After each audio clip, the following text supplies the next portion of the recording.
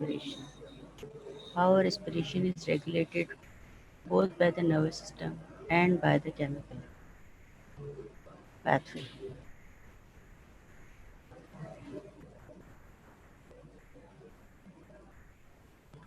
Now, there are certain centers are present in the brain, in the region of medulla and pons, uh, which is the brainstem. And there are four groups of neurons which are stimulated by the certain stimulus from the periphery or by the different concentrations of the different gases within the blood.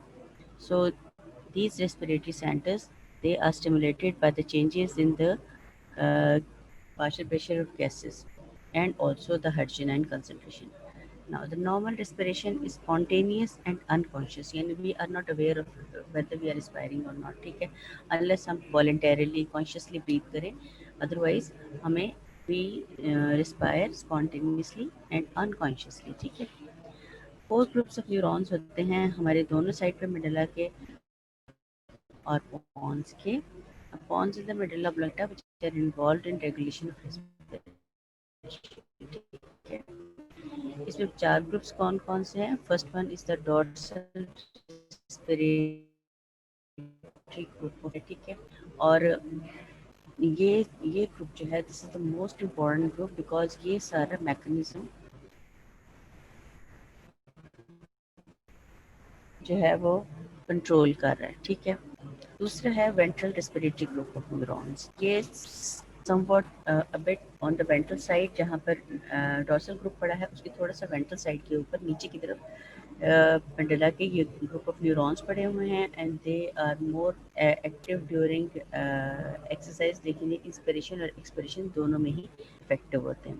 Then comes the centre which is called the pneumotaxic centre. Pneumotaxic centre जो है ये Pond's में बड़ा होता है और ये group of neurons, और इनका काम ये होता है कि ये लिमिट कर देते हैं इंस्पिरेटरी फेज को, यानी इंस्पिरेटरी फेज को कट ऑफ कर देते हैं. उससे क्या होता है, जितनी शॉर्टर इंस्पिरेशन होती है इसका मतलब एक्सपिरेशन होती है, नेक्स्ट साइकिल आ जाता है.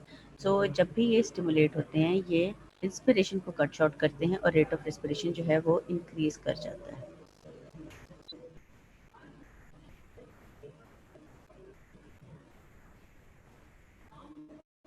And last of all is the apneustic centre. Apneustic centre जो है ये एक इमेजिनरी है कि some people say that it exist, some people say that it doesn't exist, but there certain group of neurons जो कि पॉन्स के ही neighbourhood में पड़े होते हैं और इनका काम ये होता है कि एपन्यूस्टिक यानी कि इन्होंने एपन्यूसिस करनी है, इन्होंने इंस्पिरेटरी फेज को प्रोलॉन्ग करना है. ये सपोर्ट करते हैं डोर्सल रेस्पिरेटरी ग्रुप को जो कि मेनली इंस्पिरेशन करवाता है और रैम्प सिग्नल्स देता है, as will discuss right now. Now, this the diagrammatic presentation of the situation of the four groups of respirations है, ठीक है. रेस्पिरेटरी सेंटर्स जब आप देखिए, अगर आप नीचे से शुरू करें तो ये यहाँ पे रेस्पिरेटरी, दूसरा जो है साइड पे vagus and the glossopharyngeal nerve और द रेस्पिरेटरी मोटर पाथवे ऊपर से आ रहा है और वेगस और ग्लोसोफेरिंजियल जो है सेंसरी इम्पल्सेस लेकर जा रही न्यूरॉन्स पे, जो वहाँ पे जाके वो किस रेट पे वेंटिलेशन होनी है, depending upon that from the ventral group and from the dorsal group. आप देखिए दोनों तरफ से आ रहे हैं ये ग्रीन कलर की लाइंस हैं जो कि represent the respiratory motor pathway. Motor pathway का मतलब ये है कि इन्होंने हायर सेंटर से पेरिफेरी की तरफ जाना है और रेस्पिरेटरी मसल्स को सप्लाई करना है ताकि वो कंट्रैक्ट करें, रिलैक्स करें, सो दैट के रेट ऑफ वेंटिलेशन को एडजस्ट किया जा सके, आइदर टू इंक्रीज इट और डिक्रीज इट है. तो उसकी वेंट्रल साइड के ऊपर आप देखिए वेंट्रल रेस्पिरेटरी ग्रुप न्यूरॉन्स हैं जो कि एक्सपिरेशन और इंस्पिरेशन दोनों में ही इफेक्टिव होते हैं. ऊपर चले जाएं तो आपको इसके ऊपर एपन्यूस्टिक सेंटर है जहाँ पे एरो आ रहा है, ये एक हाइपोथेटिकल एरिया है, ग्रुप ऑफ न्यूरॉन्स है जो कि activities are more closer to the dorsal group of neurons, ठीक है. ऊपर हम चले जाएं, आप देखिए इनहिबिट लिखा हुआ है किसके लिए कि न्यूरोटॉक्सिक सेंटर जो कि पॉन्स में पड़ा हुआ है, ये इनहिबिट करता है the activity of the dorsal group, जिससे कि इंस्पिरेशन करवानी है, यानी ये इंस्पिरेशन को इनहिबिट करता है, शॉर्टर करता है उसकी ड्यूरेशन को, जिसकी वजह से जो है रेट ऑफ रेस्पिरेशन जो है वो इंक्रीज कर जाता है।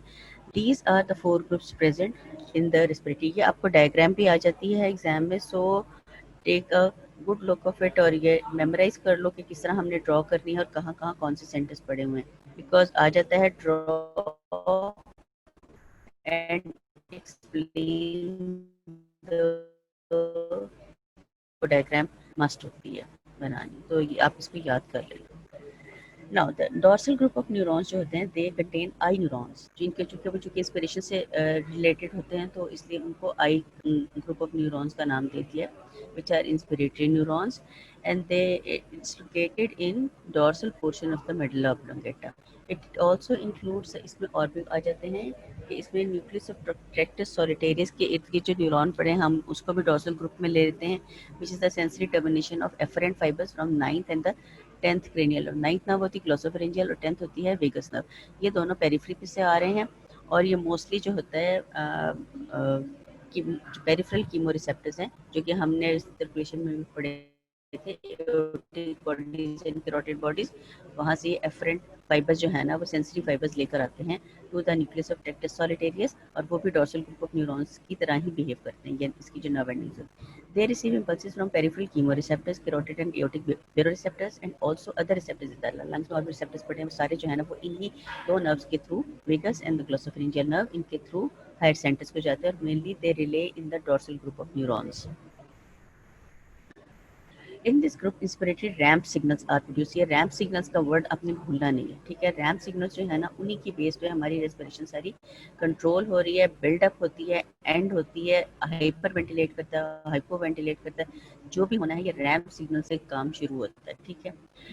अब ये कितने इंपॉर्टेंट है और ये एरिया जो है ये इसलिए भी इम्पोर्टेंट है कि यहाँ पे रैम्प सिग्नल जो है वो ऑटोमेटिकली जनरेट होते हैं।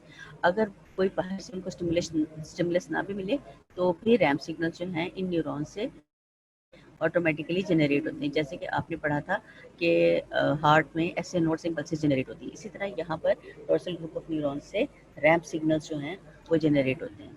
यानी if you cut the medulla oblongata from the other parts of the brain and also the efferent nerves which enter the medulla, still inspiratory RAM signals are produced। यानी अगर medulla को भी cut off कर दें, उसकी connection from the higher centres खत्म कर दें और जो वेगस नर्व और ग्लोसोफेरेंजियल नर्व जो पेरिफेरी से आ रही हैं और सेंसरी नर्व फाइबर्स लेकर आ रही हैं to control the respiration either to increase और डिक्रीज इट, तो वो उनको भी कट कर दें, तब भी ये डोर्सल ग्रुप ऑफ न्यूरॉन्स में ऑटोमेटिकली ये रैम सिग्नल्स जनरेट होते हैं, which indicates it is inherent property of medulla। यानी इसकी इन जीन्स है, इसकी जीन्स जेनेटिकली डिटर्मिंड है कि मेडुला से RAM signals, in of neuron से रैम सिग्नल्स जनरेट होने, ठीक है। इनिशियली होता है किस तरह है कि इनिशियली सिग्नल जो है ना बहुत वीक होता है, बट विद सक्सेसिवली ये सिग्नल जो है ना वो स्ट्रॉन्गर एंड स्ट्रॉन्गर होते जाते हैं एंड इनकी इंटेंसिटी इंक्रीज कर जाती है and then it fades away. अब ये होता है कि पीरियोडिक होता है, इसमें रैम सिग्नल जो होता है ड्यूरेशन हर रैम सिग्नल की जिसमें पूरी इंस्पिरेशन होनी है वो 2 सेकेंड्स के लिए होता है और उसके बाद जो है ना नेक्स्ट 3 सेकेंड के लिए कोई रैम सिग्नल्स नहीं होते। यानी ये एक पीरियोडिक फैशन में आती है, ऑन एंड ऑफ स्विच की तरह। जैसे आपने 2 सेकेंड्स के लिए ऑन किया है तो रैम सिग्नल जनरेट हो रहे हैं, उसके बाद ऑटोमेटिकली स्विच ऑफ हो जाते हैं फॉर द नेक्स्ट 3 सेकेंड्स, ठीक है। So they act periodically, so each cycle total कितना इसकी ड्यूरेशन हो गई कि 2 सेकेंड हुए जब रैम सिग्नल जनरेट होते हैं, 3 सेकेंड्स हो गए कि जब वो ऑफ हो जाता है, तो टोटल ड्यूरेशन इज 5 सेकेंड्स और 12 और ये अब 5 सेकेंड्स है तो 1 मिनट के अंदर हुए 12 साइकिल्स। तो 12 साइकिल जो है हमारी 12 बीट्स पर 12 ब्रेथ्स पर मिनट ही हमारा रेस्पिरेटरी रेट होता है। सो ये रैम सिग्नल्स अगर नॉर्मल स्पीड पे जनरेट हो तो 5 सेकेंड्स इसकी टोटल ड्यूरेशन है रैम सिग्नल्स की और उनके फेड अवे होने की टोटल, और इस 1 मिनट के अंदर 12 साइकिल्स होते हैं, इसीलिए हमारी रेट ऑफ ब्रीथिंग जो होती है वो 12 ब्रेथ्स पर मिनट होती है।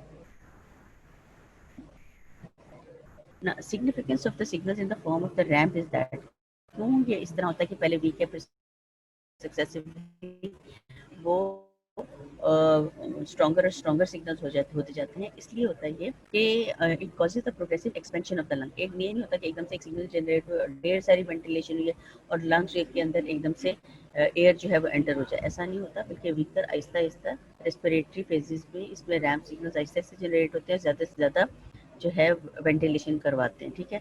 पहले वेंटिलेशन कम होती है, फिर नेक्स्ट ये वेंटिलेशन रेट जो है ना वो ज़्यादा हो जाता है। इसलिए लंग्स भी हैं वो प्रोग्रेसिवली एक्सपैंड करते हैं और एकदम से एक्सपैंड नहीं करते, ताकि टिश्यू टिश्यू डैमेज ना हो अंदर। After protection, these RAM signals are transmitted to the contralateral motor neurons supplying the inspiratory muscle. अब क्या होता है ये contralateral का मतलब है the other side, the opposite side। कि जो रैम सिग्नल्स राइट साइड पे जनरेट हो रहे हैं वो जब नीचे मोटर फाइबर्स के थ्रू जाते हैं, वो क्रॉसिंग ओवर हो जाती हैं उनकी, तो राइट साइड के जनरेट हुए हुए जो होते हैं सिग्नल्स वो लेफ्ट साइड के इंस्पिरेटरी मसल्स को सप्लाई करते हैं, और जो लेफ्ट साइड पे होते हैं वो राइट साइड के इंस्पिरेटरी मसल्स को सप्लाई करते हैं और जाके फिर इंस्पिरेटरी एक्टिविटी करवाते हैं। अब इंस्पिरेशन का सबसे आपने पहले एनाटॉमी में इसमें पढ़ा है कि इसका मेन जो इंस्पिरेटरी मसल्स है that is diaphragm. So main supply जो होती है ना उसकी डायफ्राम को जाती है with also supply to the other inspiratory muscles जो कि intercostal muscles होते हैं, ठीक है, external intercostal muscles वगैरह।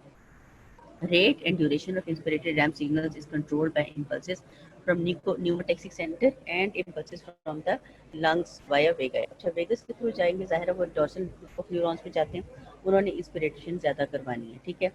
अब इंस्पिरेशन जो होती है वो प्रोलॉन्ग भी करवाते हैं और उसके बाद उसको ताकि लंग्स में एयर ज़्यादा से ज़्यादा एंटर हो सके। लेकिन इसको एक कट ऑफ या एक नेगेटिव जो इसको फीडबैक आता है वो आता है न्यूमोटैक्सिक सेंटर से, जहाँ से इम्पल्सेस जनरेट होती हैं और आके यहाँ पे इंस्पिरेटरी जो रैम सिग्नल्स होते हैं उनको स्विच ऑफ करते हैं, कट शॉर्ट करते हैं, और ताकि जो वेंटिलेटरी रेट जो है ना उस एक पेस पे सेट हो जाए जितना जितना कि बॉडी को रिक्वायर्ड है। सो जो rate and duration of the RAM signal जो है वो डिटर्मिन होती है by the inhibitory signals from the pneumotaxic centre and the excitatory signals to the vagus nerve जो कि पेरिफेरी से आ रहे हैं। This was all about dorsal group of neurons। अब जो दूसरा ग्रुप है जो कि मेडुला में ही वेंट्रल साइड पे पड़ा हुआ ग्रुप ऑफ न्यूरॉन्स, उसको हम कहते हैं वेंट्रल रेस्पिरेटरी ग्रुप। ये वेंट्रल पोर्शन ऑफ मेडुला में पड़ा होता है और इसमें दो न्यूक्लियाई जो है वो इंक्लूडेड होते हैं, उसको हम कहते हैं nucleus ambiguous and retro ambiguous. ये नाम है इनके, वेंट्रल साइड पे पड़े होते हैं एम्बिगुअस एंड रिट्रो एम्बिगुअस, और इसमें both I and E neuron होते हैं। I neuron inspiratory neurons and E neuron means expiratory neurons. सो दोनों टाइप के न्यूरॉन्स इसमें प्रेजेंट होते हैं। This group is not involve during quiet breathing. जब हम नॉर्मल रेस्पिरेशन हो पूछो तो this group doesn't come into action, ठीक है। These neurons participate both during inspiration and expiration। चूंकि आई एंड ई न्यूरॉन है तो जाहिर है इनकी पार्टिसिपेशन इंस्पिरेशन में भी और एक्सपिरेशन में होगी। ये स्टिमुलेट उस वक्त होते हैं जबकि हमें चाहिए कि पल्मोनरी वेंटिलेशन बढ़ जाए, जैसे कि एक्सरसाइज में, ठीक है। और मोस्टली ये जो ग्रुप होता है ये ज़्यादा एक्टिवेट होता है ड्यूरिंग एक्सरसाइज। एक्सरसाइज में चूंकि हमें रेट ऑफ रेस्पिरेशन ज़्यादा होता है, हाइपर वेंटिलेट करना होता है, ज़्यादा कार्बन डाइऑक्साइड बनती है, उसको ज़्यादा एक्सपेल आउट करना है और ज़्यादा ऑक्सीजन अंदर लेके जानी है।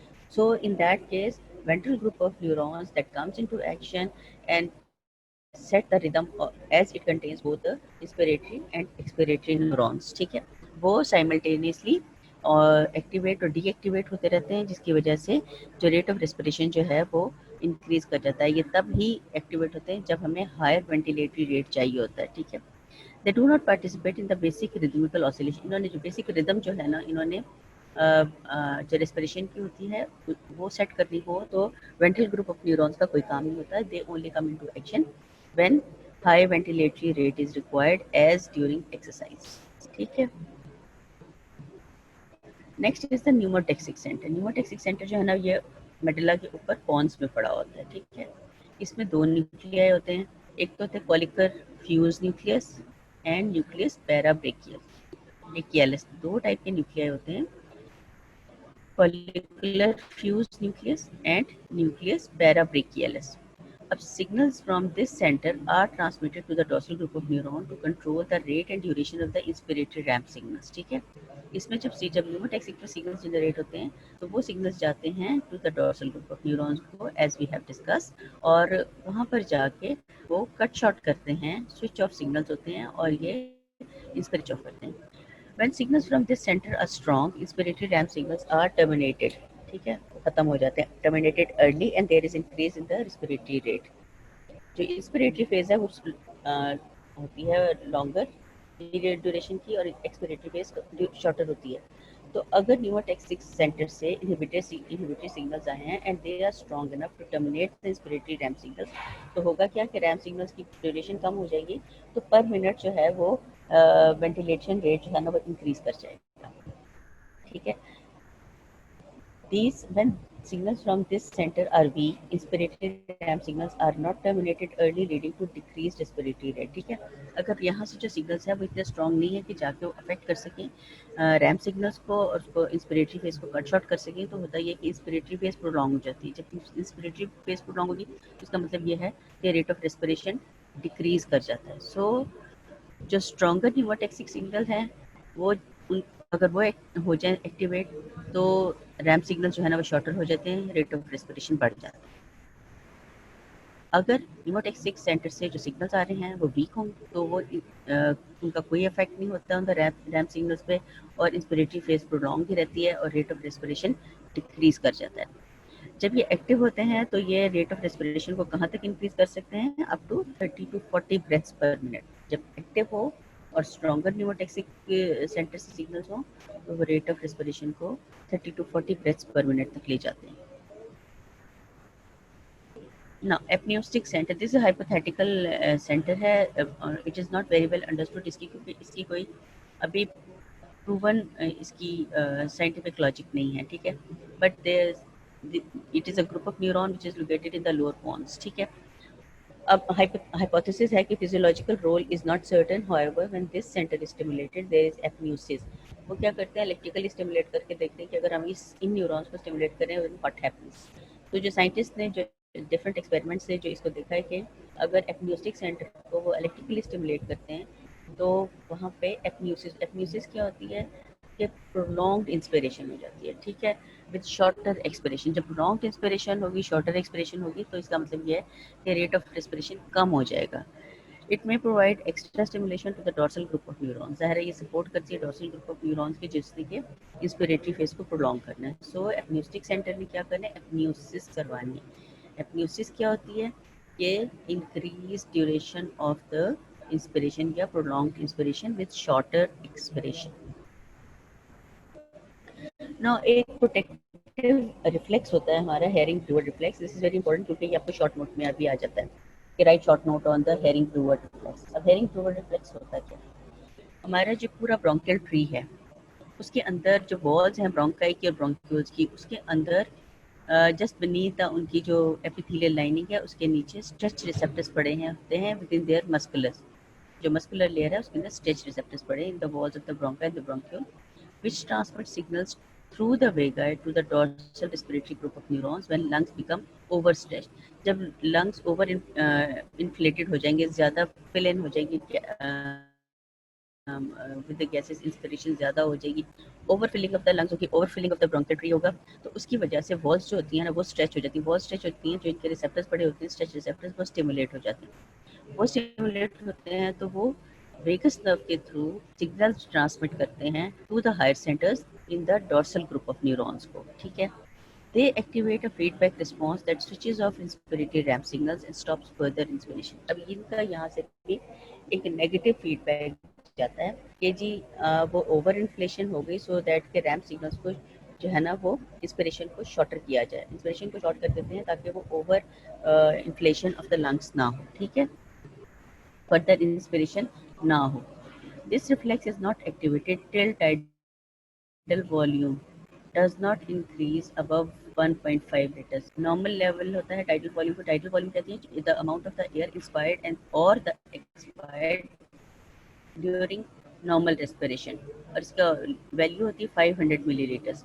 सो वो कहता है कि अगर ये लेवल जो है टाइडल वॉल्यूम का लेवल 1.5 लीटर्स तक 3 टाइम्स ना हो गया हो फ्रॉम द नॉर्मल, तब तक ये हेयरिंग फ्लूइड रिफ्लेक्स जो है वो एक्टिवेट नहीं होता, यानी इतनी स्ट्रेचिंग नहीं होती है कि वो स्ट्रेच रिसेप्टर स्टिमुलेट हो। ठीक है, जब तक कि टाइडल वॉल्यूम 1.5 लीटर से ज़्यादा ना हो जाए।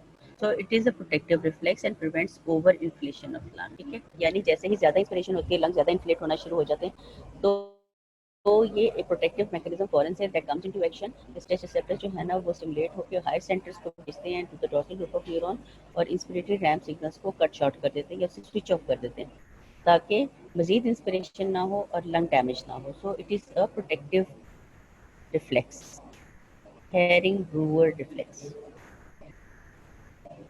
Now how this respiration is actually regulated. इसके दो मैकेनिज्म होते हैं, एक तो केमिकल स्टिमुलस के थ्रू रेस्पिरेशन रेगुलेट होती है, उसको कंट्रोल करते हैं रेट ऑफ रेस्पिरेशन को, और दूसरा जो है वो होता है नर्वस रेगुलेशन, नर्वस स्टिमुलाई जो जाते हैं, ठीक है। नाउ केमिकल रेगुलेशन कैसे होती है? The chemical changes in the body modify the activity of the respiratory center. Chemical changes क्या आती हैं हमारी बॉडी में कि जो हमारे जो मेन जो गैसेस जो हैं उनका pressure, partial pressure of carbon dioxide और ऑक्सीजन कितना है, और इन रिलेशन टू दिस जो प्रेशर ऑफ द या pressure of hydrogen ion concentration कितनी है या पीएच कितना जा रहा है ब्लड का। तो उन ये सारे केमिकल फैक्टर्स हैं जिनसे ये जो हमारे कीमोसेंसिटिव एरियाज जो होते हैं वो स्टिमुलेट होते हैं और वो कंट्रोल करते हैं रेस्पिरेशन को। अच्छा, अब ये कौन सी आती है केमिकल रेगुलेशन की changes? Changes in the partial pressure of carbon dioxide, changes in the hydrogen ion concentration, changes in the oxygen concentration। ये तीन फैक्टर्स हैं जो कि सारा रेस्पिरेशन को कंट्रोल कर रहे हैं। One of the aim of the respiration is to keep the above mentioned stimuli within normal limits। Respiration जो है एक सर्टेन पेस पे क्यों एडजस्ट करनी पड़ती है और क्यों, इसका फ़ायदा क्या है कि ये जो तीन फैक्टर्स हैं, partial pressure of carbon dioxide, partial pressure of oxygen and hydrogen, ये सारे एक नॉर्मल रेंज में रहें। These chemical stimuli do not affect the respiratory center directly। ये डायरेक्टली जो है रेस्पिरेटरी सेंटर को जाके स्टिमुलेट नहीं करते बल्कि through certain mechanism. These chemical stimuli first act on the chemoreceptors which in turn affect the activity of respiratory centers। जाके ये पहले कीमोरिसेप्टर्स को करते हैं। कीमोरिसेप्टर्स जो होते हैं ना वो बड़े होते हैं, हमारे पेरिफेरी पे भी होते हैं और सेंटर में भी होते हैं, ठीक है। उनको जाके अफेक्ट करते हैं, वहाँ से फिर वो जो है रेस्पिरेटरी सेंटर्स को अफेक्ट करते हैं, ठीक है। अब सेंट्रल कीमोरिसेप्टर्स जो होते हैं they are present in the chemosensitive area in the anterolateral portion of medulla oblongata. Certain type of receptors पड़े होते हैं within the medulla on its anterolateral side, जिनको हम कह देते हैं कीमोरिसेप्टर्स, क्योंकि वो different chemical changes within the blood उससे वो स्टिमुलेट होते हैं, और ये होते हैं ग्रुप ऑफ रिसेप्टर्स पड़ा होता है। दूसरे होते हैं पेरिफेरल कीमोरिसेप्टर्स। पेरिफेरल कीमोरिसेप्टर्स हमने सर्कुलेशन में भी पढ़े थे। They are present in the carotid and aortic bodies, ठीक है।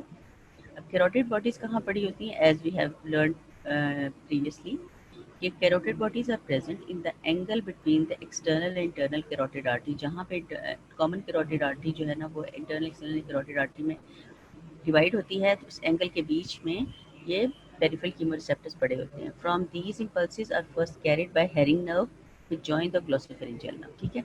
यहाँ से जो ये जॉइन करती हैं, इम्पल्सेस आती हैं जो कि हेरिंग नर्व में जाती है, हेरिंग नर्व जाके ग्लोसोफेरिंजियल नर्व को जॉइन कर लेती है। एओर्टिक बॉडी जो होती है ना, they are present along the arch of aorta.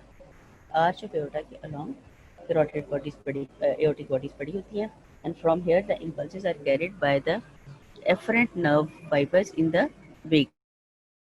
Vagus nerve जो है वो एओर्टिक बॉडी के थ्रू वहाँ से एफरेंट नर्व इम्पल्सेस लेके जाती है to the higher centre. Impulses from both these go to the dorsal group of neurons, यानी कैरोटिड बॉडी से भी एओर्टिक बॉडी से भी जो है इम्पल्सेस होती हैं वो डोर्सल ग्रुप ऑफ न्यूरॉन्स को जाती हैं। ये पेरिफेरल कीमोरिसेप्टर्स हैं, ठीक है। अब डोर्सल जो कैरोटिड बॉडीज हैं वो ग्लोसोफेरिंजियल के थ्रू जाती हैं, और जो एओर्टिक बॉडीज से वो वेगस नर्व के थ्रू जाती हैं। सो टू ग्रुप ऑफ कीमोरिसेप्टर्स होते हैं, सेंट्रल कीमोरिसेप्टर्स जो कि anterolateral part of medulla oblongata में पड़े होते हैं, पेरिफेरल कीमोरिसेप्टर्स जो कि एओर्टिक बॉडीज और कैरोटिड बॉडीज में पड़े होते हैं, ठीक है। अब यहाँ पर देखिए कि ये किस तरह स्टिमुलेट करते हैं जाके। कीमोसेंसिटिव एरिया इन्होंने शो किया हुआ है, देखिए पॉन्स पे एंट्रोलेटरल साइड पे सामने की तरफ और थोड़ा लेटरल साइड पे। अब नीचे जो है इंस्पिरेटरी एरिया, ये जो आपको डोर्सल ग्रुप ऑफ न्यूरॉन्स जो है ना वो नज़र आ रहा है। अब होता क्या है, वो ये दिखाया है कि वो किस तरह से जाके केमिकली अफेक्ट करते। कार्बन और कार्बन डाइऑक्साइड और वाटर कंबाइन करके बनाते कार्बोनिक एसिड। कार्बोनिक एसिड जो है ना वो स्प्लिट कर जाता है into hydrogen and bicarbonate ion. जो कार्बन डाइऑक्साइड और ऑक्सीजन डायरेक्टली उसको अफेक्ट नहीं करते, बल्कि हाइड्रोजन आयन जाके जो है वो इस ग्रुप को अफेक्ट करता है, और हाइड्रोजन आयन कंसनट्रेशन की वजह से ही वो इंस्पिरेटरी रैम सिग्नल जो है ना वो जनरेट होना शुरू हो जाते हैं। Stimulation of the brainstem inspiratory area by the signals from the chemosensitive area located bilaterally in the medulla, lying only a fraction of a millimeter beneath the ventral medullary surface. ठीक है. Note also that the hydrogen ion stimulates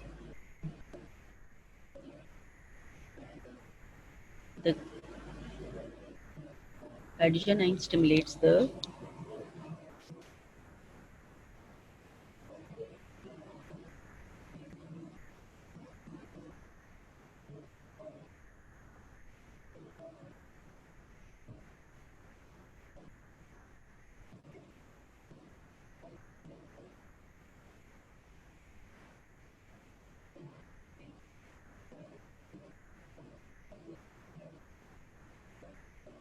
Now you can see the hydrogen ion is the only ion which can directly stimulate the inspiratory area. Uh, Water and carbon dioxide combine to form carbonic acid, which split into hydrogen bicarbonate, and the hydrogen ion then stimulates the chemosensitive area. Okay. Next is the changes in the partial pressure of carbon dioxide. Carbon dioxide can cross both the blood-brain barrier and blood-CSF barrier. ठीक है. Hydrogen ion ने जाकर directly उसको stimulate करना है, लेकिन hydrogen ion खुद से ब्लड ब्रेन बैरियर को क्रॉस नहीं कर सकता. ठीक है.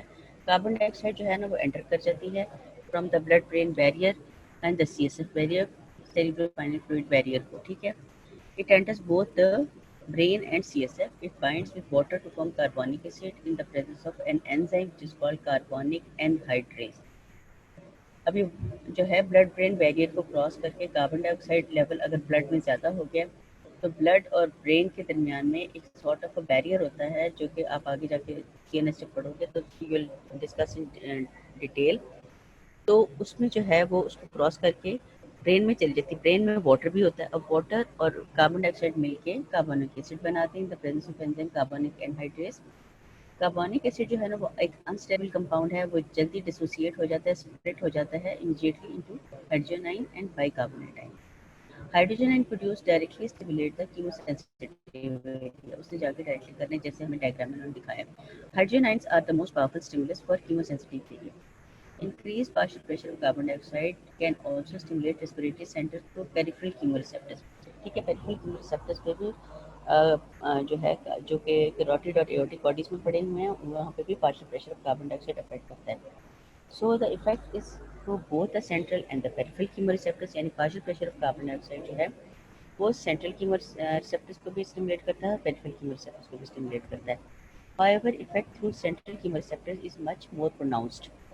Hydrogen ion used in the cerebrospinal fluid is much more potent stimulator than the hydrogen ion used in the brain. जो cerebrospinal fluid के अंदर जो कार्बन डाइऑक्साइड और वाटर कंबाइन करके जो हाइड्रोजन आयन जनरेट करते हैं वो ज़्यादा पोटेंट स्टिमुलस होते हैं, ज़्यादा इफेक्टिव स्टिमुलस होते हैं to the dorsal group of neuron, to the chemosensitive area rather than those that is produced in the brain में, पूरे ब्रेन में, और जो दूसरे पड़े होते हैं. ठीक है. So this was all about partial pressure of carbon dioxide.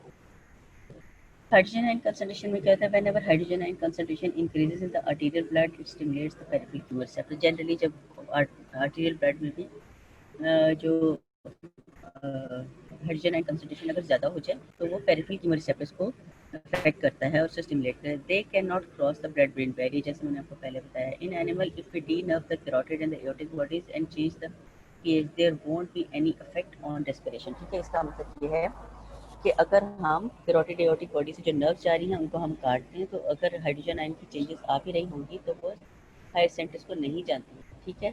So the periphery से जो हाइड्रोजन आयन कंसंट्रेशन है ये कैरोटिड एओर्टिक बॉडीज को स्टिमुलेट करता है और फिर इसका इफेक्ट होता है टू द हायर सेंटर्स. अब changes in the partial pressure of oxygen वो कैसे अफेक्ट करती हैं रेस्पिरेशन को? हाइपोक्सिया. हाइपोक्सिया होता है decreased concentration of oxygen. Hypoxia is the decreased concentration of oxygen. It stimulates the respiration through peripheral chemoreceptors. जो oxygen का जो है changes in the partial pressure वो पेरिफेरल chemoreceptors के थ्रू ज़्यादा इफेक्टिव होता है as compare to the central. When arterial pressure of oxygen falls from its normal value of 95 to 60 millimeters of mercury, there is no stimulatory effect of hypoxia. यानी अगर जो normal oxygen का level है 95 millimetre of mercury है arterial blood में, अगर वो drop होकर 60 मिलीमीटर ऑफ मर्करी तक ही आ जाए तो उसका कोई स्टिमुलेटरी इफेक्ट नहीं होता ऑन द पेरिफेरल कीमोरिसेप्टर, तब भी वो उससे कोई सिग्नल नहीं जाते during this increase amount of. लेकिन इस दौरान होता क्या है कि डीऑक्सी हीमोग्लोबिन जो होता है ना वो बन जाती है, और लेकिन जो कार्बन डाइऑक्साइड और हाइड्रोजन जो होती है वो डीऑक्सी हीमोग्लोबिन के साथ बाइंड कर जाती है, उससे बाइंड करती है, तो फिर उसका जो कार्बन डाइऑक्साइड ज़्यादा होने का जो इफेक्ट होता है वो न्यूट्रलाइज हो जाता है। So stimulatory effect of hypoxia is neutralized by globin. ठीक है, इट्स स्टिमुलेटरी इफेक्ट कहाँ, अब स्टिमुलेटरी इफेक्ट होता कहाँ है कि अगर partial pressure of oxygen fall कर जाए 60 से नीचे, यानी अप टू 40 चला जाए ऑलमोस्ट, तो फिर इसका स्टिमुलेटरी इफेक्ट होता है on the chemoreceptors. At this stimulatory effect become so strong that it overcomes the binding of the carbon dioxide and hydrogen ion with the deoxy haemoglobin. ठीक है, अब होता क्या है कि अगर पार्शियल प्रेशर ऑफ ऑक्सीजन 95 से कम होकर 60 पे आ जाए तो कोई स्टिमुलेटरी इफेक्ट नहीं होता, लेकिन चूंकि ऑक्सीजन कम हो रही है तो हीमोग्लोबिन जो है ना वो डीऑक्सी हीमोग्लोबिन में कन्वर्ट हो जाती है। अब इसके साथ क्या होता है, डीऑक्सी हीमोग्लोबिन के साथ जो कार्बन डाइऑक्साइड सर्कुलेट कर रही है और हाइड्रोजन आयन जो है वो जाकर उससे बाइंड कर जाते हैं, तो ऑक्सीजन का जो स्टिमुलेटरी इफेक्ट है कीमोरिसेप्टर पे वो नहीं हो पाता। ठीक है, लेकिन अगर यही जो oxygen partial pressure of oxygen है 40 तक चला जाए या उससे नीचे चला जाए, तो जो बाइंडिंग ऑफ कार्बन डाइऑक्साइड और हाइड्रोजन है विद डीऑक्सी हीमोग्लोबिन वो that is overridden by the decreased level binding से इतना उसको अफेक्ट नहीं कर सकते हैं उसके stimulatory effect of the partial pressure of oxygen को। ठीक है, तो वो स्टिमुलेट कर देती है peripheral chemoreceptors. So this effect becomes more marked when partial pressure of oxygen falls below 40 millimeters of mercury। तो 40 millimeters of mercury से नीचे आएगा प्रेशर ऑक्सीजन का, तो वो स्टिमुलेट करेगा पेरिफेरल कीमोरिसेप्टर्स। अब ये देखिए यहाँ पर कि अगर इसमें ये दिखाया है एक्सेस पे देखिए तो आर्टीरियल प्रेशर ऑफ ऑक्सीजन है, पार्शियल प्रेशर ऑफ ऑक्सीजन का है। आपके जो राइट साइड है उस पे है arterial pressure of carbon dioxide, और कि अगर partial pressure of oxygen fall करना शुरू हो जाए तो वेंटिलेशन रेट जो है वो किधर जाता है, अगर partial pressure of carbon dioxide constant रहे। ठीक है, अब आप देखिए जो ग्रीन लाइन है वो constant partial pressure of carbon dioxide पर है। ठीक है, वो 40 मिलीमीटर ऑफ मर्करी पर ही, लेकिन आप ये देखिए कि जो पार्शियल प्रेशर ऑफ ऑक्सीजन है 160 से कम होता होता है, जब ये 20 तक चला जाता है तो वाई एक्सिस पे देखिए जो एल्वियुलर वेंटिलेशन है वो बढ़ के तकरीबन 6 फोल्ड हो जाती है। 1 2 3 4, 1 means normal, 2 means 2 times, 3 means 3 times, तो 6 टाइम्स द नॉर्मल हो जाती है। So partial pressure of oxygen अगर जहाँ तक ये 60 तक जाती है तो कोई इसका कोई स्टिमुलेटरी इफेक्ट नहीं होता, जब 40 पे जाती है या उससे कम जाती है तो फिर वेंटिलेशन रेट इंक्रीज करना शुरू हो जाता है, और 20 पे ये ऑलमोस्ट 6 फोल्ड तक इंक्रीज कर सकती है वेंटिलेशन रेट को। ठीक है, if we compare the relative stimulatory effect of above stimuli, then we can say that the effect of increase in the partial सारा रिव्यू करें पार्शियल प्रेशर कार्बन डाइऑक्साइड का क्या रोल है, हाइड्रोजन का क्या रोल है और ऑक्सीजन का क्या रोल है, तो partial pressure of oxygen carbon dioxide जो है उसका 1000% ज़्यादा रोल है इन कंट्रोलिंग द वेंटिलेशन। ठीक है, इंक्रीज हाइड्रोजन आइन इंक्रीज हाइड्रोजन आइन इज 400%। अगर हाइड्रोजन आइन इंक्रीज कर जाए तो 400% तक अफेक्ट कर सकती है पल्मोनरी वेंटिलेशन को, और जबकि ऑक्सीजन जो है वो सिर्फ 66% तक ही उसको अफेक्ट करती है। सबसे ज़्यादा रोल जो है in the control of the respiration through chemoreceptor वो है कार्बन डाइऑक्साइड का। ठीक है, लेवल ऑफ कार्बन डाइऑक्साइड ज़्यादा अफेक्ट करते हैं पल्मोनरी वेंटिलेशन को as compare to the oxygen. अब इसमें एक कंपोजिट डायग्राम है showing the interrelated effects of the carbon pressure of carbon dioxide, oxygen and pH on the alveolar ventilation. आप देखिए ग्रीन बने हुए ग्राफ्स लाइंस और एक है रेड लाइंस, जो है एक्स एक्सिस पे एल्वियोलर ये partial pressure of carbon dioxide है, वाई एक्सिस पे एल्वियोलर वेंटिलेशन है कि कितनी बढ़ती है वो। अब ये रेड और ग्रीन का ये है कि रेड वो लाइंस है जबकि पीएच जो है 77.4 है, नॉर्मल ब्लड की पीएच होती है 7.4 होती है, और दूसरा जो है 7.3 पे ग्रीन का लेवल। अगर आप इसमें कंपैरिजन करें कि वेंटिलेशन रेट जो है ना वो इंक्रीज करता है जब अगर तो नॉर्मल हाइड्रोजन लेवल नॉर्मल रहे, तो सब ही जो आप देखिए 40, 50, 60 and 100 partial pressure of oxygen है, ये इस पे सब पे वेंटिलेशन का रेट एक ही रहता है। लेकिन अगर पीएच कम हो जाए तो ये वेंटिलेशन रेट जो है ये कम हो जाता है, कि अगर पीएच कम होती जाती है, ठीक है। अगर हो तो वेंटिलेशन रेट जो है वो इंक्रीज कर जाता है 250 लीटर्स पर मिनट तक, ठीक है। लेकिन अगर 100 मिलीमीटर ऑफ मर्करी हो ऑक्सीजन का पार्शियल प्रेशर, तो 30 मिलीमीटर ऑफ कार्बन डाइऑक्साइड का भी हो, तो ये 20 जो है लीटर्स पर मिनट तक एल्वेलर वेंटिलेशन होती है। सो बाय 7.3 पीएच का मतलब ये है कि हाइड्रोजन आयन कंसंट्रेशन ज़्यादा हो जाती है। अगर हाइड्रोजन आयन कंसंट्रेशन भी ज़्यादा हो जाए, पार्शियल प्रेशर और कार्बन डाइऑक्साइड भी ज़्यादा हो जाए, भले ही जो लेवल है ऑक्सीजन का पार्शियल प्रेशर का वो एक ही रहे, 40, 50, 60 और 100 पर इन्होंने डिफरेंट दिए में, तो आप देखिए कि रेट ऑफ वेंटिलेशन जो है ना वो ऑक्सीजन का जो है वो अ, अ, कम हो जाता है, 100 पे भी कम रहता है। जबकि अगर आपकी पीएच ठीक हो तो उसका रेट ऑफ वेंटिलेशन नॉर्मल रहता है, ठीक है। This is a composite effect of, तो इसने दिखाया है कि different hydrogen and concentration level पे carbon dioxide, partial pressure, oxygen pressure जो है वो किस तरह बिहेव करता है। आपने सिर्फ इतनी बात याद रखनी है कि चूँकि कम पीएच कम होता है, हाइड्रोजन एंड कंसंट्रेशन ज़्यादा हो जाती है, तो इससे वेंटिलेशन को ज़्यादा अफेक्ट करती है। वेंटिलेशन इतना ज़्यादा इंप्रूव नहीं हो सकता, ठीक है, डिक्रीज वेंटिलेशन हो जाती है। अगर partial pressure of carbon dioxide भी इसको चाहे 100 भी हो ऑक्सीजन का पार्शियल प्रेशर, ठीक है। अब एक्सरसाइज जो है ना, it is a very important phenomena जिसके जरिए जिसके दौरान respiration control is very important. There is tremendous increase in demand for oxygen during exercise, as we know. That is more than 100 times increase in oxygen consumption. ज़्यादा exercise होती है तो oxygen consumption ज़्यादा होती है, मस्कुलर एक्टिविटी ज़्यादा होती है, तो almost 100 times normal oxygen consumption हो जाती है। So there is need for increase pulmonary ventilation. इसका मतलब ये है कि पल्मोनरी वेंटिलेशन ज़्यादा हो, मोर ऑक्सीजन इज इनहेल्ड, ज़्यादा ऑक्सीजन लेवल आना चाहिए ताकि ज़्यादा मसल्स को सप्लाई किया जा सके। During exercise the chemical stimuli for respiration, that is partial pressure, carbon dioxide, oxygen and hydrogen ion concentration remain with in normal limits accept during very strenuous exercises, ठीक है। ये अगर तो मॉडरेट या माइल्ड एक्सरसाइज हो तो partial pressure of oxygen, hydrogen और carbon dioxide ये सारे नॉर्मल रहते हैं। लेकिन अगर बहुत ही सीवियर और स्ट्रेनुअस एक्सरसाइज हो तो फिर इनके लेवल्स जो है ना वो डिस्टर्ब होना शुरू हो जाते हैं, वो फिर ज़्यादा उसको एफिशिएंटली अफेक्ट करते हैं। अब ये देखिए, ये एक ग्राफ बना हुआ है जिसमें कि रिलेशनशिप दिखाया है कि ऑक्सीजन कंजम्पशन जितनी होती है एक्सरसाइज में और वेंटिलेशन की। आप देखिए कि जैसे जैसे मॉडरेट एक्सरसाइज में ऑक्सीजन कंजम्पशन कम होती है तो वेंटिलेशन रेट इतना ज़्यादा नहीं बढ़ता है, मोर देन नॉर्मल। लेकिन अगर सीवियर एक्सरसाइजेज हों तो आप देखिए कि अगर ये ऑक्सीजन कंजम्पशन 4 लीटर्स पर मिनट हो गई है तो उस वेंटिलेशन रेट भी जो है ना अबव 100 चला गया, ठीक है। तो जैसे जैसे ऑक्सीजन कंजम्पशन बढ़ती जाती है तो वेंटिलेशन रेट भी प्रोपोर्शनेटली इंक्रीज करता जाता है उसी के हिसाब से। When a person intends to exercise, impulses from motor cortex go to the muscles to initiate muscle contraction. Simultaneously, impulses are sent to the respiratory center to increase the rate of pulmonary ventilation.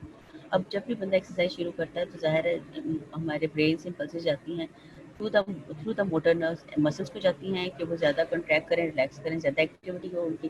जब उनकी ज़्यादा activity होती है तो वहाँ से signals जाते हैं to the respiratory centres. Respiratory centres में जाते हैं ताकि उनको स्टिमुलेट करें और पल्मोनरी वेंटिलेशन को इंक्रीज करें। When there is start of exercise, impulses from the proprioceptors, proprioceptors होते हैं स्पेशल टाइप ऑफ रिसेप्टर्स होते हैं जो कि हमारे जॉइंट्स में पड़े होते हैं, ठीक है। वहाँ से impulses जाती है, ज़ाहिर है उनकी एक्टिविटी भी बढ़ जाती है एक्सरसाइज के दौरान। मस्कुलर एक्टिविटी बढ़ती है तो जॉइंट की एक्टिविटी भी बढ़ जाती है। तो वहाँ से जो स्टिमुलस होते हैं वो ज़्यादा जाते हैं to the higher centres. Proprioceptor जो स्पेशल टाइप ऑफ रिसेप्टर्स होते हैं in the joints they go to the respiratory center to stimulate ventilation. And this is the major stimulatory factors. जब एक्सरसाइज स्टार्ट होती है उसमें मेजर स्टिमुलेटरी जो factors होते हैं वो प्रोप्रियोसेप्टर्स होते हैं फ्रॉम द जॉइंट्स जो कि जाते हैं to the higher centre. Increased temperature during exercise stimulates the respiratory center to increase ventilation. ठीक, ज़ाहिर है जब एक्सरसाइज करते हैं तो बॉडी टेम्परेचर भी इंक्रीज कर जाता है, तो वहाँ से भी सिग्नल्स आते हैं कि ये ताकि रेस्पिरेशन ज़्यादा हो. जब हम रेस्पिरेशन हमारा रेट ज़्यादा होता है तब भी टेम्परेचर जो है ना वो लूज होता है ड्यूरिंग रेस्पिरेशन भी. ठीक है, अब ये जो एक्सरसाइज है ये 1 मिनट एक्सरसाइज का पैटर्न दिया है इन्होंने कि जब एक्सरसाइज शुरू हम करते हैं तो आप देखिए नीचे जो टाइम दिया हुआ 1 मिनट है, टोटल 1 मिनट का है 0 to 1. इसके दौरान क्या चेंजेस आते हैं.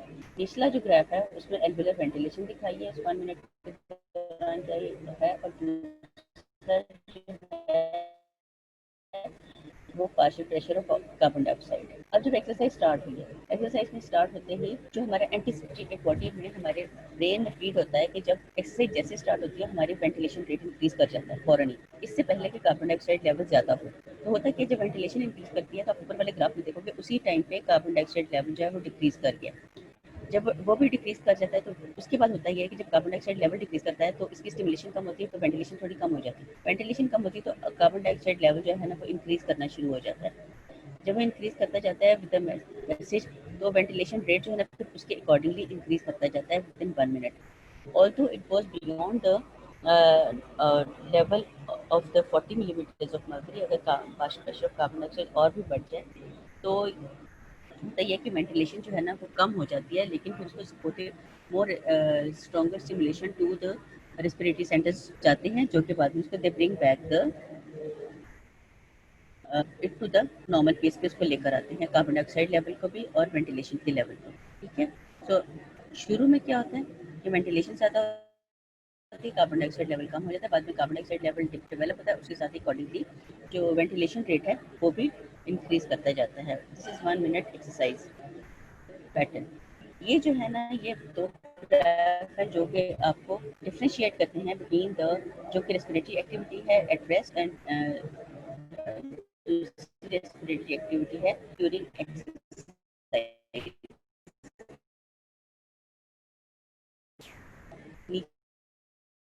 Exercise in an athlete, partial pressure of carbon dioxide ventilation response occur to a level much higher than the normal. या उनका वेंटिलेशन जो लेवल होता है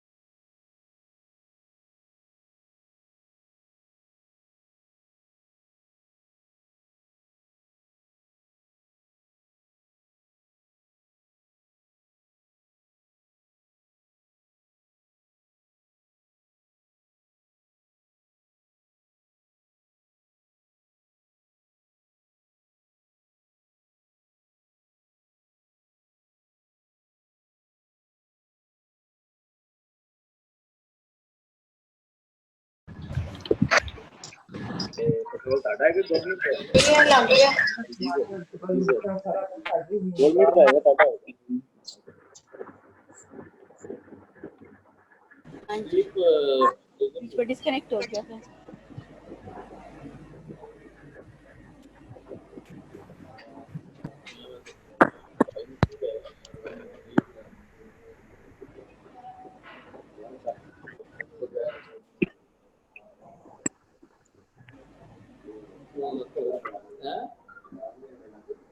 अपने स्टूडेंट्स अनम्यूट किए हैं.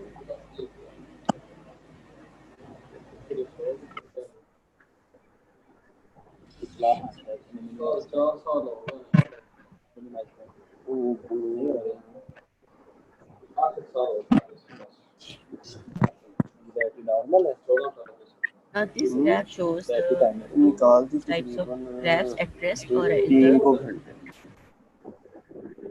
during मतलब मैं exercise. क्लास लेता हूँ तो 3 घंटे क्लास होती है, वो तकरीबन 2 घंटे 40 मिनट में। अब दोनों में देखिए कि चूंकि वेंटिलेशन रेट जो है वो एथलीट्स में it is set at a higher level, but the level of the carbon dioxide is at the 40 millimeters of mercury in both the cases, at rest and in the during the exercise.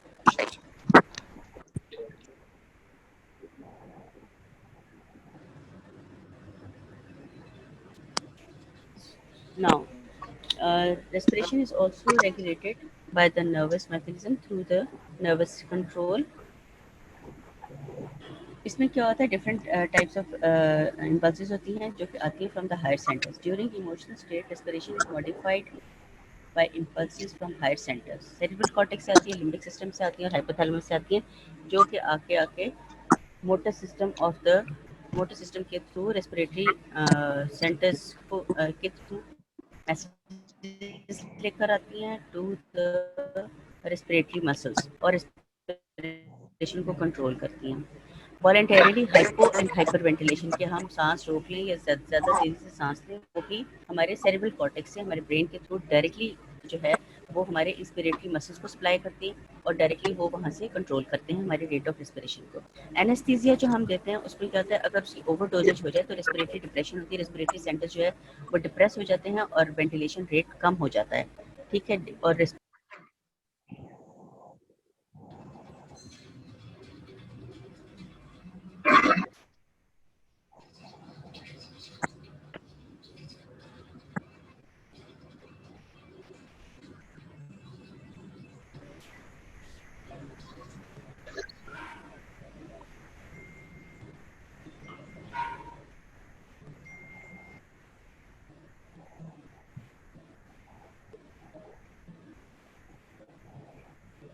Then comes the, अगर कोई impulses होती है from the irritant receptors की, अगर हम inhale कर लेते हैं कोई चीज़ जो कि इरिटेट कर रही है हमारे रेस्पिरेटरी पैसेजेस को, तो वहाँ पर भी जैसे कि कोई म्यूकस पल्चस स्पूटम हो या फॉरेन बॉडी हो या और कोई केमिकल स्टिमुलस हो, जैसे कि ये ब्रेडिक्निन है, they also send impulses to the higher centres. और ये दीज रिसेप्टर्स जो है ना वो एक प्रोटेक्टिव रिफ्लेक्स होता है, इनका कफ या स्नीज रिफ्लेक्स होता है, जिससे कि वो एक्सपेल दे these irritant material are expelled out of the body. फिर होता है ब्रेन एडीमा. वजह से fluid level within the brain ज़्यादा हो जाए तो ब्रेन एडीमा हो जाता है, उससे भी रेस्पिरेटरी सेंटर्स जो होते हैं वो डिप्रेस हो जाते हैं. देन एक और है स्पेशल टाइप ऑफ ब्रीथिंग होती है which is called the periodic breathing. वो भी नर्वस रेगुलेशन से होती है. पीरियोडिक ब्रीदिंग ये होती है कि एक पार्ट होता है जिसमें कि पोर्शन ऑफ द ब्रीदिंग होता है जो कि एपनिया होता है, और दूसरा होता है हाइपर वेंटिलेशन, कि आप पेशेंट जो है ना इतना हाइपर वेंटिलेट करता है, इतना तेज से सांस लेता है कि level of partial pressure of oxygen बहुत ज़्यादा हो जाता है. जब वो बहुत ज़्यादा होता है तो इनहिबिटरी सिग्नल्स जाते हैं from the periphery to the centre, तो वो स्टॉप कर देते हैं रैम्प सिग्नल्स को, स्विच ऑफ कर देते हैं, तो वो एक स्टेज ऑफ एपनिया आ जाता है, no breathing. So hyperventilation और एपनिया की ऑल्टरनेट फेजेस होती हैं, पीरियोडिक फेजेस, और जिसको हम कह देते हैं पीरियोडिक ब्रीदिंग. और इसकी एक एग्जांपल होती है Cheyne Stokes breathing. Cheyne Stokes breathing is very important क्योंकि इस पे आपको शॉर्ट नोट आ सकता है, एक पूरा क्वेश्चन भी आ सकता है इसमें. सो इसकी कॉजेज़ क्या होती हैं, तो कार्डिक कॉजेज़ होती हैं और ब्रेन की कॉजेज़ होती हैं. कार्डिक कॉजेज़ ये होती है कि delayed brain blood spread to the brain. अगर कार्डिक फेलियर हो जाए तो वहाँ पे चूँकि ब्लड फ्लो स्लो होता है, ब्लड सप्लाई स्लो होती है, तो ब्रेन को डिलेड जाता है तो इसका मतलब है ऑक्सीजन जो है ना वो डेफिशिएंसी होती है, कार्बन डाइऑक्साइड ज़्यादा कंसंट्रेशन में रिलीज कि कार्बन डाइऑक्साइड कंसंट्रेशन जब भी ज़्यादा होती है तो वो जाके रेस्पिरेटरी सेंटर्स को कीमो रिसेप्टर्स को वो स्टिमुलेट करता है, और फिर वो आगे जाके फिर हायर सेंटर से उसको to the respiratory muscles orders जाते हैं और वो हाइपर वेंटिलेट करते हैं. हाइपर वेंटिलेट करते हैं तो फिर ऑक्सीजन लेवल ज़्यादा होता है, फिर इनहिबिटरी सिग्नल्स जाते हैं ऊपर. सो इसमें ये एक पीरियोडिक चलता रहता है पैटर्न ऑफ द रेस्पिरेशन, चूँकि delayed supply of the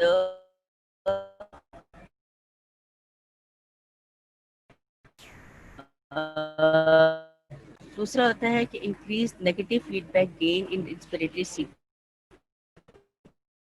control area, RAM signals को जब नहीं जा रहे, वहाँ से कोई इंस्पिरेटरी सिग्नल्स नहीं जा रहे, तो बॉडी में कार्बन डाइऑक्साइड कंसंट्रेशन ज़्यादा हो जाती है, जो कि फिर ज़्यादा डायरेक्टली जाके फिर कीमो रिसेप्टर एरियाज को स्टिमुलेट करते हैं, और वहाँ से फिर हाइपर वेंटिलेशन हो जाती है। फिर हाइपर वेंटिलेशन होती है, ऑक्सीजन लेवल ज़्यादा होता है, तो फिर इनहिबिटरी सिग्नल्स आते हैं, जो रैम सिग्नल्स फिर जनरेट नहीं हो रहे होते। ठीक है, सो ब्रेन डैमेज के केस में भी ऑल्टरनेट हाइपर वेंटिलेशन और एपनिया की फेजेस होती है। Sorry, person breathes deeply for a short time. होता क्या है कि पहले वो बहुत गहरे गहरे सांस लेता है और बहुत तेजी से लेता है, जिससे कि ऑक्सीजन लेवल अंदर ज्यादा हो जाता है, और उसके बाद क्या होता है कि ये स्लोली सांस लेता है या बिल्कुल ही नहीं लेता, फेज ऑफ एपनिया होता है। तो वैक्सिंग एंड वेनिंग फेजेस होती हैं विद इन द रेस्पिरेशन, जो कि 40 टू 60 सेकंड्स के लिए होती है। एवरी 40 टू 60 सेकंड पे waxing and वेनिंग of the inspiration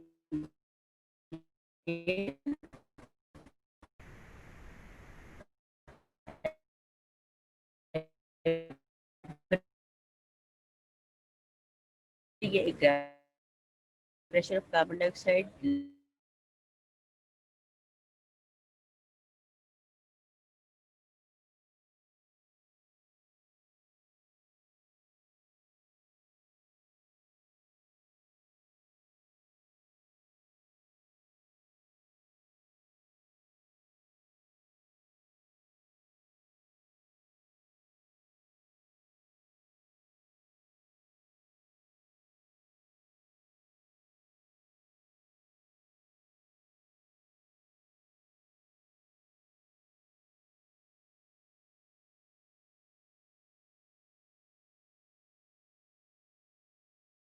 pressure of carbon dioxide है,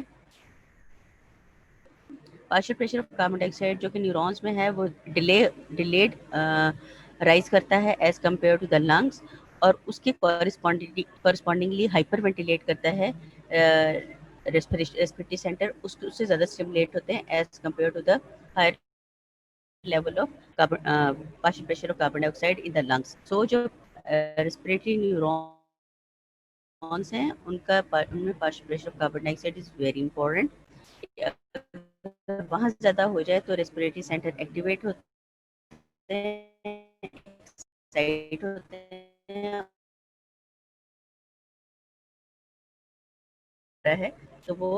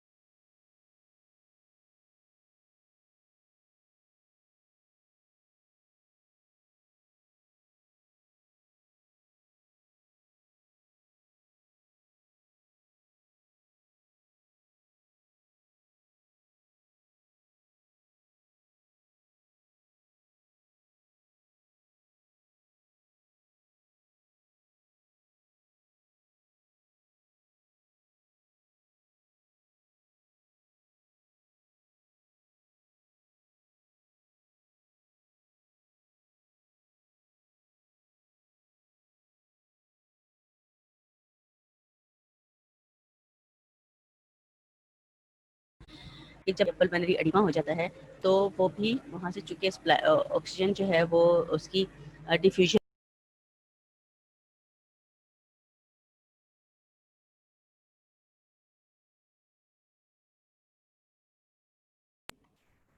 मुझे म्यूट कर दिया इन्होंने, मुझे म्यूट कर दिया,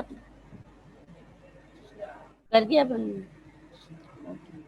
now impulsivity from the J receptor, जो कि कैपिलरीज के पल्मोनरी कैपिलरीज के ऑपोजिट पड़े होते हैं। जब भी वहाँ पे प्रेशर ज़्यादा होता है, ये पल्मोनरी एडिमा होता है, तो वहाँ से रेस्पिरेटरी सिग्नल्स आते हैं टू द हाई सेंटर, और रेट ऑफ ब्रीथिंग इंक्रीज कर जाता है। फिर आपने देखा होगा कि जब हम कोई चीज़ स्वॉलो करते हैं या वॉमिटिंग या डेफिकेशन के दौरान, तो हमारे ये रेट ऑफ रेस्पिरेशन जो है वो कम हो जाता है या नहीं होता उस वक्त। ठीक है, कोई भी चीज़ हम जब खा रहे होते हैं, पी रहे होते हैं, तो उस वक्त हम रेस्पायर नहीं कर रहे होते। अगर बॉडी टेम्परेचर ज़्यादा हो जाए डायरेक्टली भी वो अफेक्ट करता है हार्ट सेंटर्स को, और इनडायरेक्टली भी करता है, और रेट ऑफ रेस्पिरेशन बढ़ जाता है। ठीक है। अब कंडीशन होती है एक स्लीप एपनिया के इंसान सोता है तो उसके बाद पीरियोडिक फेजेस होती हैं रैपिड स्नोरिंग की, कि खराटे उनको ज़्यादा आते हैं, कोई भी ऑब्स्ट्रक्शन होता है इन द रेस्पिरेटरी पैसेजेस। तो ये ओल्ड एज में या ओबीस लोगों में होता है, जिनके एनलार्ज टॉन्सिल्स हो जाए, एडेनॉइड्स हो या नेजल ऑब्स्ट्रक्शन हो जाए, तो उनमें क्या होता है वो स्नोरिंग करते हैं बहुत ज़्यादा। और उसके बाद जो है एक टाइम होता है जबकि एक्सेसिव स्नोरिंग होती है, तो एकदम से स्टेज ऑफ सांस रुक जाता है, स्टेज ऑफ एपनिया आ जाती है। ठीक है। सो ये भी पीरियोडिक होती है। इसमें ट्रीटमेंट, हम इसमें पेशेंट जो है ना उसको डे टाइम ड्राउजीनेस होती है, एक्सेसिव सिंपैथेटिक डिस्चार्ज होता है, हाइपरटेंशन होती है। ट्रीटमेंट इसका क्या करते हैं, सर्जिकल, अगर ओबीस है तो सर्जिकली रिमूव कर देते हैं। काबू म्यूट कर दिया, खत्म, डिस्कनेक्ट कर दिया,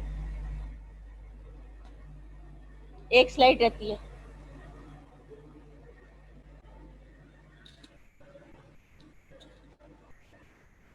ओके।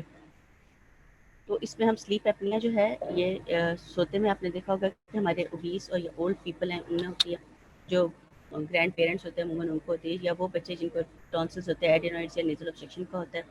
इसमें वो खराटे ज़्यादा लेते हैं और फिर उसके बाद जो है उनको एकदम से सांस रुक जाता है, और फिर वो एकदम घबरा के फिर मजीद ज़ोर से सांस लेते हैं, and they continue, this cycle goes on.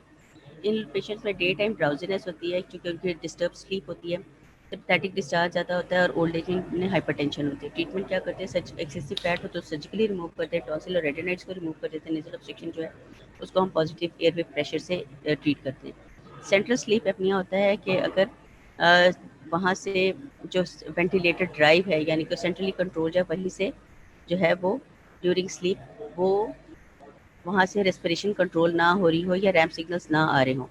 तो ये उसकी रीज़न ये होती है कि अगर सेंट्रल रेस्पिरेटरी सेंटर डैमेज हो जाए या एबनॉर्मल रेस्पिरेटरी न्यूरोमस्कुलर एपरेटस हो वहाँ पे कोई एबनॉर्मेलिटी हो जाए या कोई इंजरी हो, उसकी वजह से फिर वहाँ से रैम सिग्नल्स जनरेट नहीं होते। During sleep ventilator effect is decreased and partial pressure oxygen carbon dioxide are disturb eventually. उससे स्टिमुलेट हो जाती है रेस्पिरेशन। ट्रीटमेंट इसका मेडिसिन देते हैं या रात के टाइम उनको वेंटिलेटर्स प्रोवाइड किए जाते हैं। This was all about today's lecture. If you have any questions just write it down.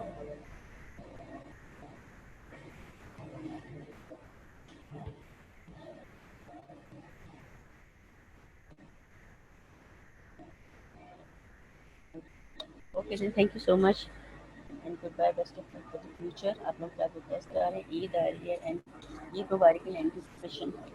That's all. Okay, now.